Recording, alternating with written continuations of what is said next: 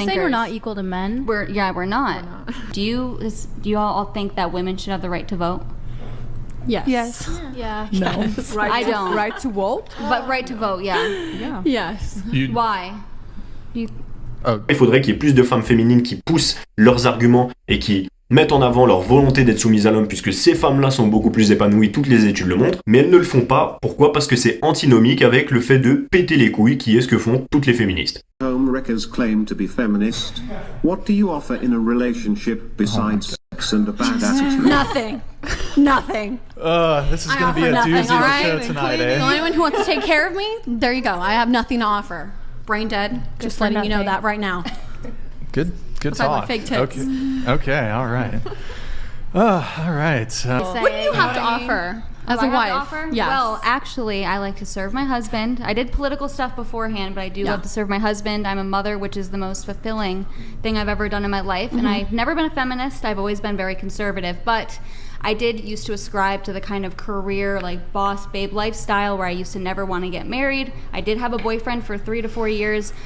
He said he wanted to marry me. I told him, don't propose to me, because I never wanted to marry him, mostly because he just was very not ambitious. Si t'as déjà entendu parler de la red pill, je pense que tu vois ce que c'est, et la black pill, c'est les gens qui pensent qu'ils sont red pill, mais qui en fait finissent par détester les femmes. Il y a beaucoup de gens de cette communauté, la communauté black pill, qui est en fait une très grosse partie de la communauté red pill, qui vont carrément m'attaquer moi quand je dis aux hommes que être ambitieux, c'est une caractéristique exceptionnellement importante. Et qui disent, ouais, les femmes, elles sont vénales, elles intéressent qu'à l'argent, etc. Mais en fait, l'ambition, c'est vraiment une caractéristique de survie. Et c'est très excitant pour une femme, autant que pour toi d'avoir une femme soumise. L'idée, c'est jamais de se mettre homme versus femme, mais de comprendre qu'il y a une mentalité qui est saine pour l'un comme pour l'autre. Et la meilleure chose que tu puisses faire en tant qu'homme, c'est d'être un homme ambitieux et c'est de mettre à profit ton ambition. Non seulement parce que toi, tu vas avoir tous les retours sur investissement, que tu sois en couple ou non. Si t'es ambitieux et que tu mets les choses en action, tu vas avoir des putains de retours sur investissement et tu vas avoir une vie exceptionnelle qui va en plus être la vie que tu veux vraiment avoir. Tous les gens qui sont caissiers à Lidl et qui font semblant, non, moi je suis pas du tout ambitieux,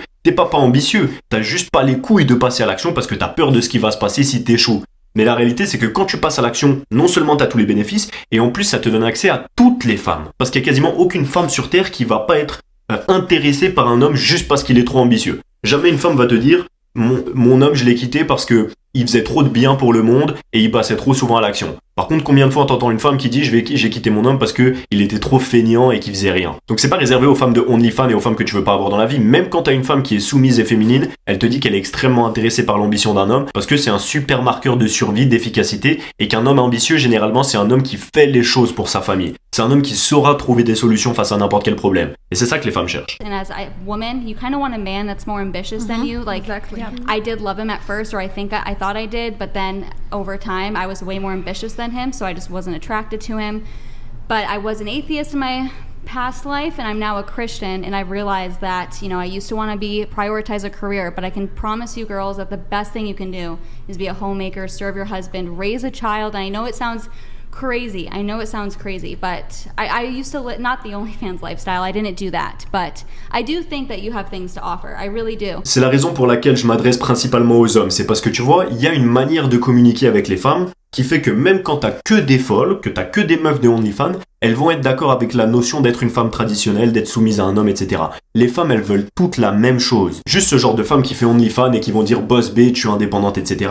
Elles ont juste renié cette volonté-là en se disant les hommes sont pas à la hauteur. Et donc elles font un peu ce que font les black pill en remettant la faute sur les hommes. Mais elles veulent elles-mêmes intrinsèquement être soumises à un homme. Donc en fait, t'es juste le gars qui apporte toutes les solutions si tu donnes une bonne raison à une femme de soumettre. Par contre, il faut que tu sois un grand homme, ou en tout cas que tu passes à l'action pour devenir un grand homme. On s'en fout de là où t'es. Ce qui est important, c'est ce que tu fais avec là où t'es. Si t'es un multimillionnaire, que t'as grave du succès, mais que tu te mets à bouffer comme un gros porc, à avoir une vie de merde, à avoir une santé mentale de merde, à insulter les gens et à pas travailler, tu vas rapidement avoir une vie de perdant. À l'inverse, si t'as des résultats entre guillemets de perdant, que t'as pas d'argent, que t'es un peu en surpoids ou je sais pas quoi, et que tu te sens faible physiquement, mais que tu passes à l'action tous les jours pour devenir un grand homme, tu vas avoir accès à des femmes de haute valeur. Parce que tu fais les actions d'un homme de haute valeur et très rapidement tu vas te retrouver à avoir ces résultats. Ce qui compte, c'est pas ce que t'as, c'est ce que tu fais avec ce que t'as. Et la raison pour laquelle je fais cette chaîne en m'adressant aux hommes, c'est parce que je sais comment communiquer avec les hommes et je sais qu'un homme il est beaucoup plus impacté par le frontal. Nous on aime l'action, ça parle à ton cerveau quand je te dis si tu bouges pas ton cul c'est de ta faute et c'est à toi de prendre tes responsabilités. Les femmes elles se font pas parler de la même manière. Même si on pourrait se dire oui c'est pas logique, elles sont émotionnelles, c'est comme ça. Et donc quand t'as une femme traditionnelle qui parle avec douceur et de la bonne manière,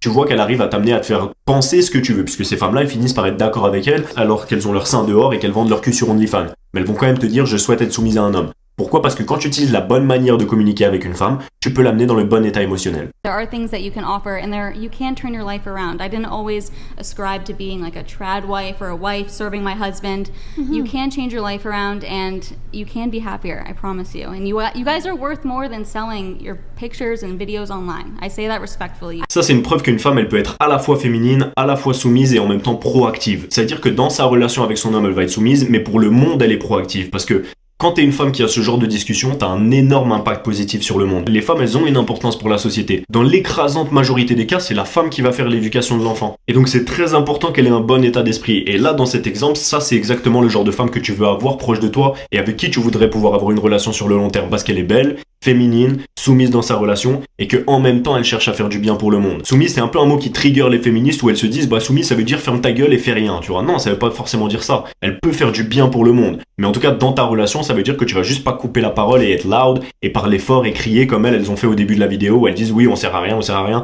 ironiquement, alors qu'en vrai tu le dis ironiquement parce que tu sais que si tu cherchais à être sérieuse, t'arriverais à rien dire de sérieux. Puisque tu ne sais rien dire. Donc tu fais genre, ah ouais non, moi je suis trop conne, j'apporte rien, etc. Comme si tu rigolais, mais en fait c'est vrai, donc c'est pas drôle du coup. On aimerait qu'il y ait aussi des associations de femmes féminines. Pas juste des féministes, mais des vraies femmes féminines.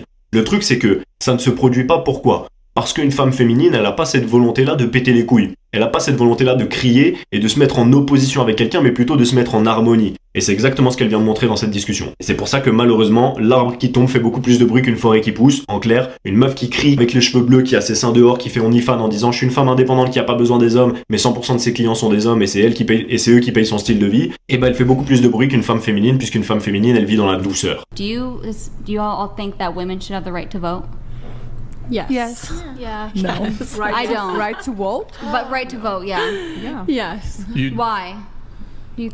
oh, do you want to just repeat what you said? Why do you guys think that women should have the right to vote? Why not? Well, women are very emotional Are you thinkers. saying we're not equal to men? We're not. And we're emotional thinkers, and once women gain the right to vote, our country has become overwhelmingly more liberal and democrat, which is what brings us the culture of thinking that women can be men and men can be women. Do you which we just all not disagree like that? with. Est-ce que tu vois la différence d'outfit déjà entre les deux femmes qui disent je pense pas que les femmes devraient voter et les autres qui sont là genre bah oui bien sûr qu'on devrait voter. Ces mêmes femmes qui vont dire les hommes c'est des gros porcs, ils font que sexualiser les femmes. Et les deux femmes qui sont dans la notion de se soumettre à un homme, elles se protègent physiquement et elles ont pas, c'est les deux seules qui ont pas leur sein dehors. Marrant ça quand même. C'est ça qui est marrant, c'est que les féministes elles pensent même pas vraiment ce qu'elles disent. Parce que la plupart de ces féministes qui vont être, je parle de la catégorie de féministes qui te parlent de l'alignement de Saturne avec Mercure, qui te parlent des étoiles filantes et qui te racontent que son signe astrologique, c'est la raison pour laquelle elles pètent les couilles. Désolé, je suis Gémeaux, c'est pour ça que je pète les couilles. Du coup, comme je te l'ai dit, t'as une bonne manière de communiquer. Et celle que moi j'utilise qui fonctionne tout le temps, c'est de parler du yin et du yang. Ça rentre dans leur langage, tu vois, c'est ésotérique, c'est asiatique, elles aiment bien l'idée, tu vois. Du coup, tu parles avec leur langage et tu leur dis le yin et le yang, c'est une partie noire et une partie blanche composée majoritairement de noir et de blanc. C'est pas deux côtés gris. C'est-à-dire que l'équilibre ne réside pas dans l'égalité. En clair, les hommes ne sont pas égaux aux femmes, ils ne sont pas la même chose. Et c'est comme ça que tu trouves l'équilibre. C'est à travers le fait que chacun remplit son rôle, pas au travers du fait que les deux ont le même rôle. Et We all kind of agree that we want to be in a traditional relationship, right? And that we want the man to lead. So by default, you would think that men should be leaders, aka in power, and also be making the decisions. I trust a man's decision over my own. pour moi, c'est complètement vrai ce qu'elle dit. Les femmes étant des êtres émotionnels, évidemment, puisque la meuf, en plus, elle réagit de manière émotionnelle. Elle dit « Ah ouais, moi, je suis émotionnelle ». Tu prouves en direct, de toute façon les femmes font toujours ça, et les féministes font toujours ça sans s'en rendre compte, même les gens dans mes commentaires qui écrivent des commentaires et qui après les suppriment parce qu'ils ont pas regardé la vidéo en entier, on vous voit, hein. Vous affichez juste votre émotion sur votre visage et vous pouvez pas la cacher puisque vous êtes ces êtres émotionnels là. Et en toute logique, tu ne peux pas confier une tâche importante à un être émotionnel, c'est juste logique en fait. Tu voudrais pas que ton général de guerre, ce soit un mec qui pleure tout le temps si on lui affiche les choses de la mauvaise manière. Combien de fois est-ce que tu as une discussion avec une meuf et elle va juste extraire un mot qui n'a rien à voir avec le concept de la discussion, hein. Elle va extraire un mot et le dire contre elle, comme si tu l'avais agressé avec ce mot, alors que tu as juste dit un mot-clé. Et au final, tu passes la moitié de la discussion à lui expliquer que c'est pas ce que tu as voulu dire. Tu vois ce que je veux dire ? Une discussion avec une femme masculine, c'est ça.